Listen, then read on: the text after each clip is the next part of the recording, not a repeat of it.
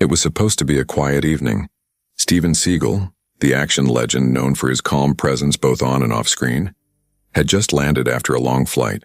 Exhausted but content, he decided to check in at the Horizon Grand, a luxury hotel in Los Angeles that ironically he partly owned. He didn't arrive with bodyguards, flashing cameras, or special treatment. Just Steven in a black jacket, sunglasses, and a duffel bag slung over his shoulder. He preferred to blend in, to see how things ran when no one knew the boss was watching. As he entered the marble lobby, soft jazz played from the speakers. Guests moved in and out, suitcases rolling across the floor. The front desk staff barely glanced at him. Steven approached the counter, gave a polite nod, and said quietly, "Good evening. I have a reservation under Seagal." The young receptionist looked up with a hint of irritation. "Name again?" "Steven Seagal," he repeated calmly. The receptionist frowned, typing for a moment before smirking. "Right, Steven Seagal, huh? Like the movie guy?" The staff member next to her chuckled. Steven didn't react. "Yes, that's me. I booked a suite for the weekend." The receptionist sighed dramatically. "Sir, we don't have time for games. If you're pretending to be some celebrity, please stop wasting my time." A couple standing nearby turned to watch. One whispered, "That actually is Steven Seagal." But the receptionist waved it off. "Sir, please leave or I'll have to call security." Steven's face stayed unreadable. He simply said, "You're making a mistake." "Not my problem," she snapped, already signaling the guard. Within moments, a uniformed security officer approached and gestured toward the door. Guests gasped as Steven, one of the hotel's actual owners, was escorted out like a troublemaker. He didn't argue, didn't raise his voice. He just walked out silently, his boots echoing across the marble floor. But as he reached his car and glanced back through the glass doors, a small, knowing smile appeared on his face. 9 minutes later, everyone in that lobby would regret what they just did. Outside, Steven Seagal stood under the glowing gold logo of the Horizon Grand, the hotel he had helped design, the one he had trusted others to manage with dignity and class. He watched through the wide glass doors as guests continued to check in, laughing, chatting, and clinking glasses in the lobby bar. Inside, the receptionist, Amanda, was still shaking her head in disbelief. "Can you believe that guy?" she whispered to her co-worker. "Coming in here pretending to be Steven Seagal. I mean, come on. Who does that?" Her colleague, a young man named Dylan, smirked. "Yeah, and that accent he had? Totally fake. These wannabe celebrities think they can just walk in anywhere." The two laughed, completely unaware that their wannabe not only owned part of the hotel, they were on his payroll. Meanwhile, outside, Steven took a slow breath, glancing down at his phone. He could easily storm back in and reveal the truth, but instead he leaned against his car and waited. His calm wasn't weakness, it was control. Back inside, another guest at the counter asked quietly, "Are you sure that was a fake?" He looked a lot like him. Amanda rolled her eyes. "If he was the real Steven Seagal, do you think he'd be walking in here alone, carrying his own bag?" The guest shrugged. "You'd be surprised how humble some people are." Amanda ignored the comment and returned to her screen, still snickering. Moments later, the hotel manager, Mr. Collins, walked by and asked, "Everything all right here?" "Yes, sir," Amanda said sweetly. "Just had some guy pretending to be a celebrity. Security escorted him out." Mr. Collins chuckled. "Happens all the time in LA. People love attention." He moved on without another thought. Steven, still outside, looked down at his watch. 4 minutes had passed. He opened his phone, scrolled through contacts, and tapped one labeled Operations Director, Horizon Group. The line clicked instantly. "Mr. Seagal, sir." The voice on the other end said, surprised. Steven's tone was calm. "I just tried to check into the Horizon Grand. Your staff escorted me out." There was silence. Then a nervous, "Wait, what, they kicked you out?" "Correct," Steven replied evenly. "I'll be waiting in my car. You have 9 minutes." He hung up. Back inside, the staff went about their routine, unaware that a storm was forming above them. 5 minutes later, Dylan looked toward the entrance. "Hey, that guy's still out there." "Just standing by the car. Kinda creepy." Amanda glanced over, smirking. "Maybe he's waiting for an Uber. Hopefully he doesn't come back." "Have you ever been treated badly just because people judged you by how you looked? Comment below. And tell us which country and city you're watching this from. At minute 8, 2 sleek black SUVs pulled up in front of the hotel. The doorman straightened instantly, assuming a celebrity had arrived. Out stepped 2 executives in suits, clearly flustered, checking their phones and glancing around. Amanda looked confused. Who are they? Before Dylan could answer, the taller executive spotted Stephen leaning by his car. Mr. Seagal, he shouted, rushing over. Sir, we're so sorry. Amanda froze. Dylan blinked. Guests turned to watch. The executives ushered Stephen back toward the entrance, apologizing profusely. This is unacceptable, sir. I'll handle it immediately. Stephen simply nodded. His voice was low, steady. Let's go inside. When he re-entered the lobby, the same receptionist who had mocked him just minutes ago turned pale. She dropped her pen, stammering, Mr. Seagal? I didn't... He didn't respond. His silence was heavier than shouting. The guests who had witnessed everything started whispering, That really is Steven Seagal. Oh my God, they kicked out the owner. Mr. Collins, the manager, came rushing down the stairs, his face drained of color. Mr. Seagal, sir. I had no idea you were here. Please accept my apologies. Stephen looked around slowly, taking in every face at the front desk. You're the manager? Yes, sir.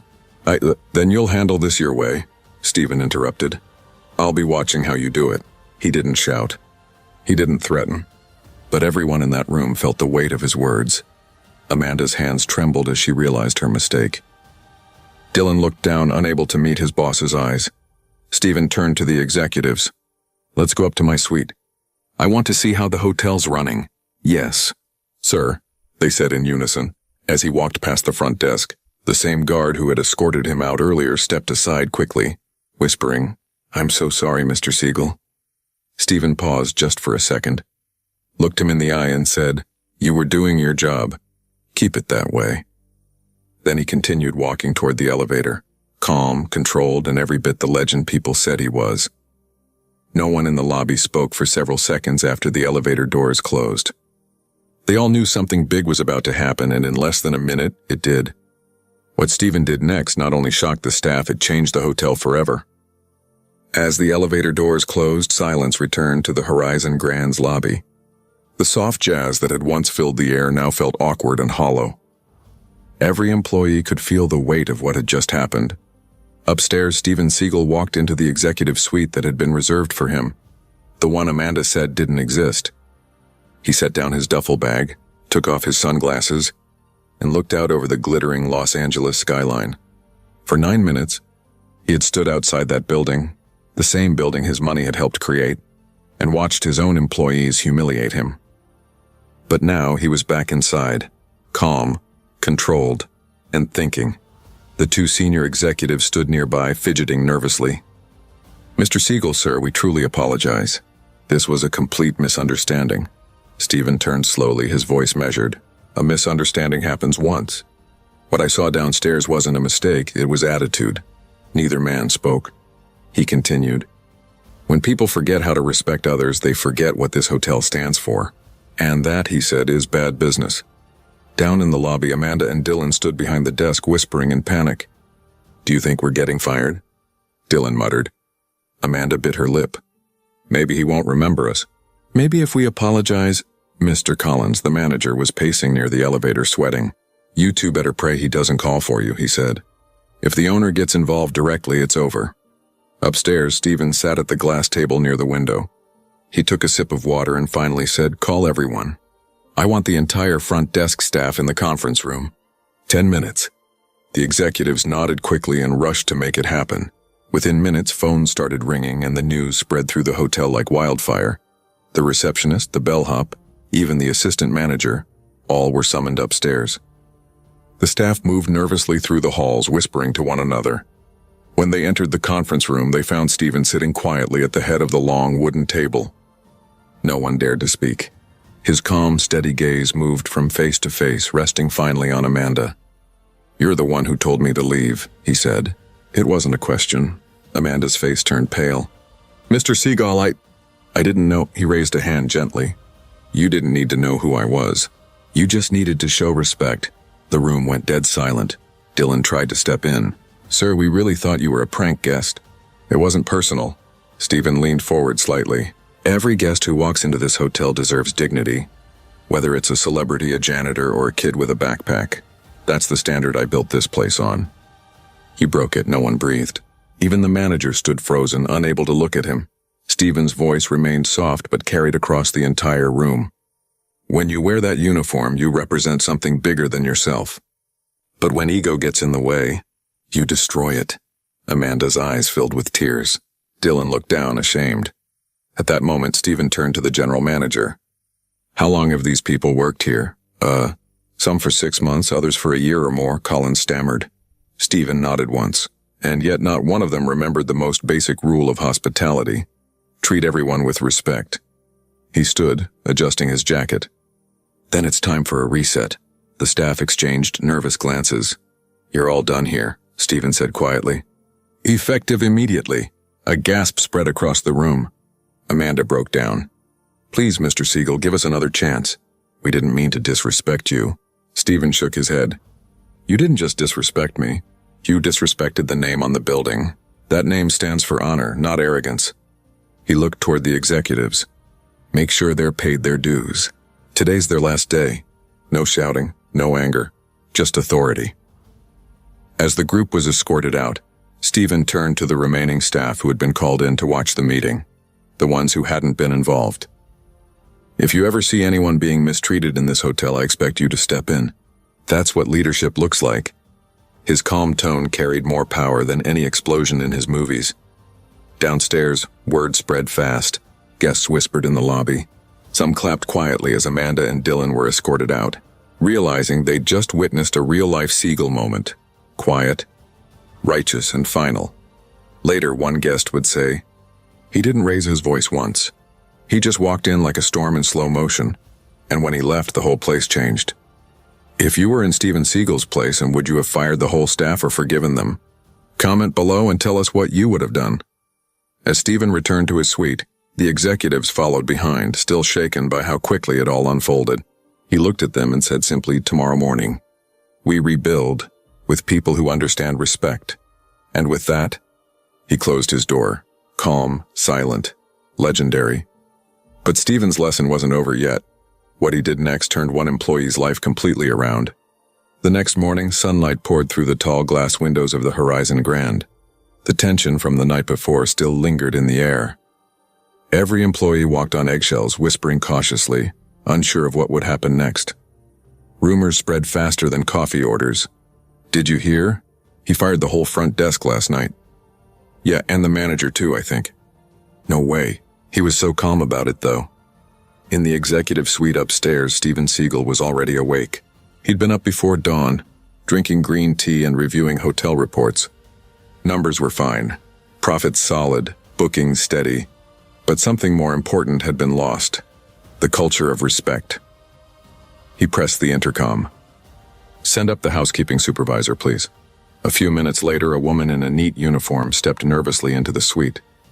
She was in her late 50s, her name tag reading Maria, senior housekeeper. Good morning, Mr. Seagal, she said, bowing her head slightly. Stephen looked up from the papers and smiled faintly. Maria, I remember you. Her eyes widened. You do, sir? He nodded. 2 years ago, when this hotel first opened, you were cleaning the presidential suite. I was walking through unannounced. You stopped and said, welcome home, Mr. Seagal. You didn't know I was one of the owners. You just said it because that's who you are. Maria blushed, her eyes glistening. I remember that day, sir. I just wanted to make you feel welcome. He leaned back in his chair, and you did. You're the reason I'm having this conversation today. Maria looked confused. Sir? Stephen gestured toward the window overlooking the city. Last night, your colleagues forgot what hospitality means. They forgot that respect isn't about who someone is, it's about how you treat them. He paused, letting the words sink in. But you never forgot.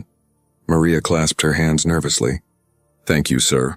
I just do my job. Stephen smiled softly. No, Maria, you do more than that. You honor the name on the building. He stood up, walked over, and handed her a folder. From today, you're the new guest relations manager.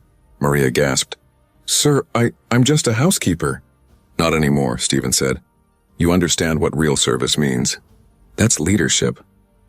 Tears welled up in her eyes. Mr. Seagal. Thank you. I won't let you down, he nodded. I know you won't. Outside the suite, several executives stood stunned. They'd expected Stephen to bring in some high-profile replacement, not promote a humble worker from housekeeping.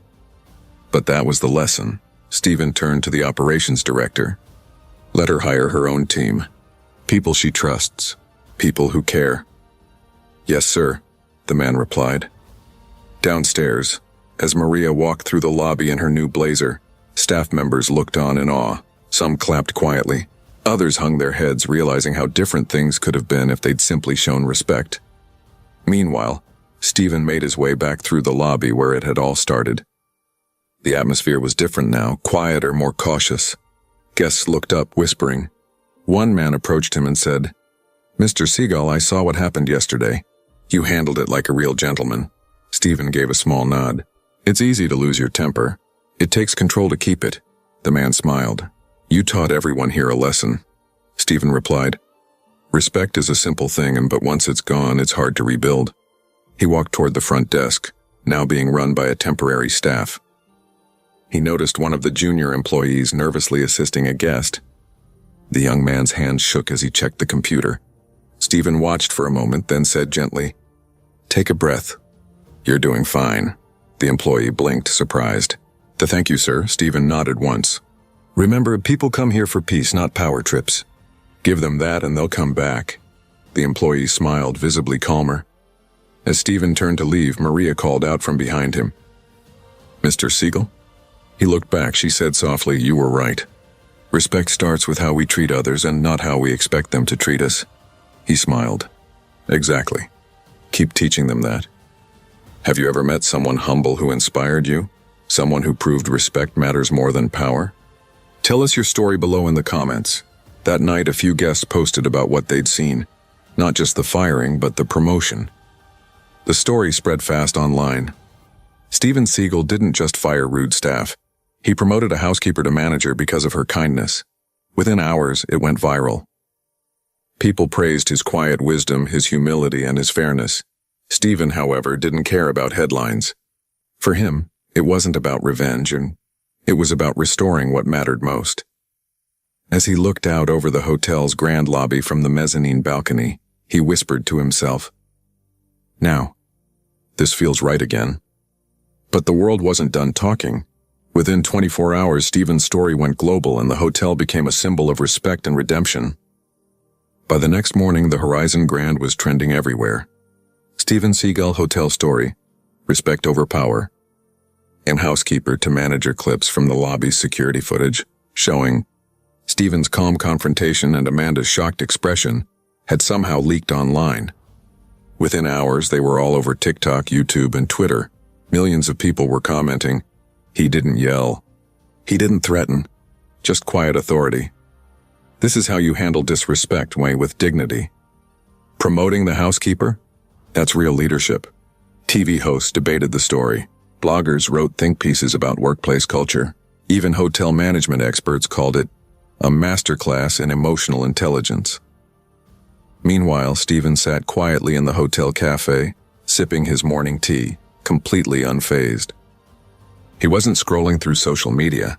He wasn't giving interviews. He was just watching, observing how the staff moved, how guests smiled again, how Maria was already greeting people by name. He leaned back, expression calm but satisfied. The energy in the building had changed, lighter, warmer, more genuine. Maria approached him, now wearing her new guest relations manager badge. Sir, she said softly, we've had more reservations in the past 12 hours than in the last 3 days combined.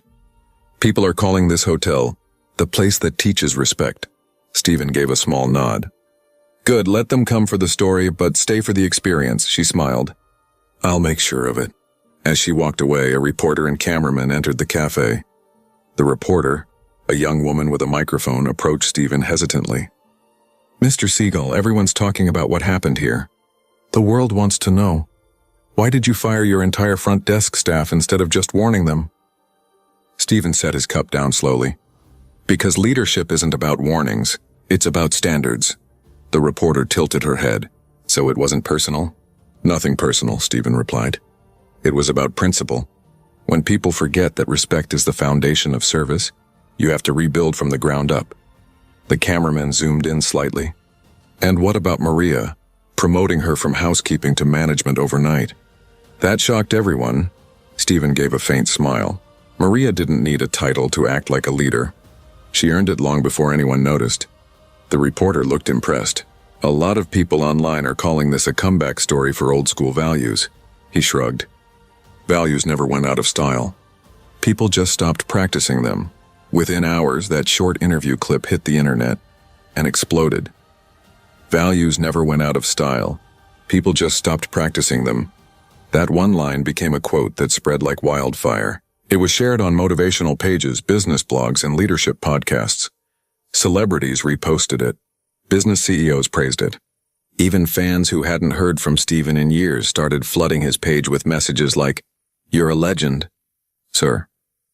Thank you for reminding the world what respect means. This is the real martial arts spirit. Calm strength." Back in the hotel, Maria gathered the remaining staff in the conference room. She spoke humbly but firmly. "Mr. Seagal showed us something yesterday. Respect isn't about hierarchy. It's about heart. We serve people not because we have to, but because we want to. If you can't do that with kindness, you don't belong here." Applause filled the room. For the first time in months, everyone felt proud to wear their uniforms again. Later that afternoon, Stephen stood at the mezzanine balcony overlooking the busy lobby. Reporters gathered near the entrance, but he ignored them. He wasn't chasing fame, he was restoring honor. A young bellboy approached him nervously. "Sir, may I ask you something?" Stephen turned, smiling faintly. "Go ahead."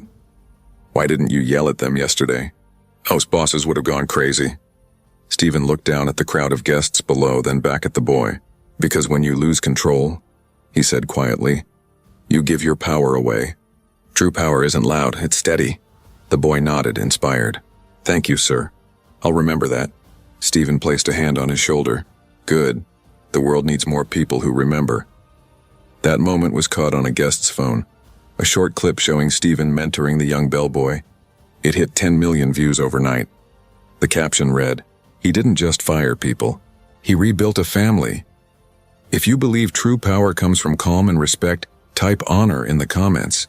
Let's see how many people still believe in real values. That evening, Stephen finally stepped outside for a walk. Cameras flashed. Fans cheered. He gave a few nods but said little. As he reached the front doors, he turned to the sign that read The Horizon Grand, founded on respect. He smiled. Looks like the world finally understands. But just when everyone thought the story was over, one unexpected twist made Stephen's message even more powerful. 3 days had passed since the viral storm. The Horizon Grand was buzzing like never before. Guests from all over the world booked rooms just to feel the energy of respect. Reporters still called daily, but Stephen had gone quiet again, focusing only on rebuilding. He sat in the garden courtyard, trimming bonsai trees, a quiet ritual that helped him think. To him, shaping a tree was like shaping people, patient, gentle, and precise. Maria approached slowly. "Sir, there's someone asking to see you. I think you should hear her out." Stephen looked up, curious. "Who is it?" Maria hesitated. "Amanda." He paused, setting down the shears. "The same Amanda who had thrown him out of his own hotel 3 days ago. Send her in," he said calmly. A few moments later, Amanda walked into the courtyard. Her posture was no longer proud and stiff. It was small, careful. She wore plain clothes, not the crisp uniform that once made her feel powerful. Her eyes were red and she held a folded envelope in her hands. "Mr. Seagal," she began softly, "thank you for agreeing to see me." Stephen didn't speak. He simply nodded for her to continue. "I came to apologize," she said, voice trembling. "What I did was wrong. I let my ego talk instead of my heart. I thought being strict meant being strong, but I was just cruel." She took a breath. "I deserve to be fired. But since that night I've been thinking about what you said and about respect. And I realized I never respected myself enough to respect others." Stephen's expression remained unreadable. "What made you realize that?" Amanda hesitated. "My little sister saw the video online. She called me crying. She said, 'You always told me to be kind to people. What happened to you?' That hurt, sir. It really did. Stephen looked at her quietly for a long moment, then motioned for her to sit. She hesitated, then sat across from him at the small stone table. He finally spoke. Everyone makes mistakes, Amanda. The question is, do you learn from them or repeat them? I want to learn, she said quickly. That's why I came. Not for my job, for a chance to make things right. Stephen studied her face, not the arrogance from before, but genuine remorse. He stood and walked to the koi pond nearby. Do you know why I didn't yell that night? He asked. She shook her head. He turned slightly toward her. Because if I shouted, you'd only hear my anger. But silence? Silence makes people hear their own conscience. Amanda blinked, realizing the depth of his words.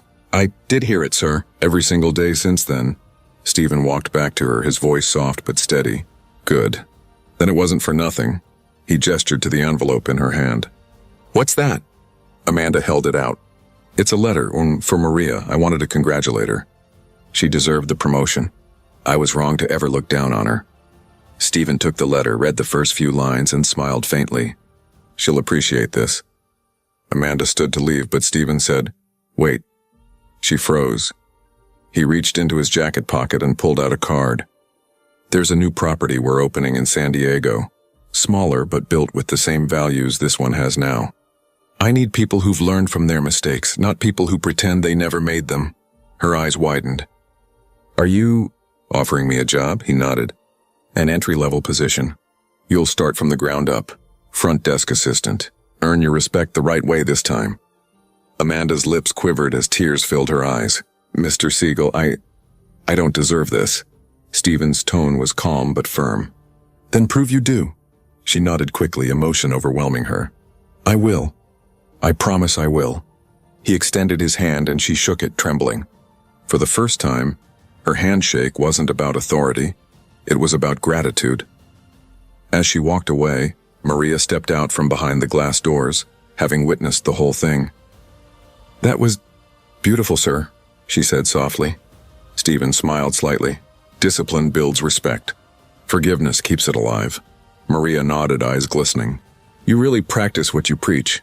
Stephen turned back toward the bonsai tree, clipping one final branch. When people see the good in others, even after the bad, that's when growth truly begins.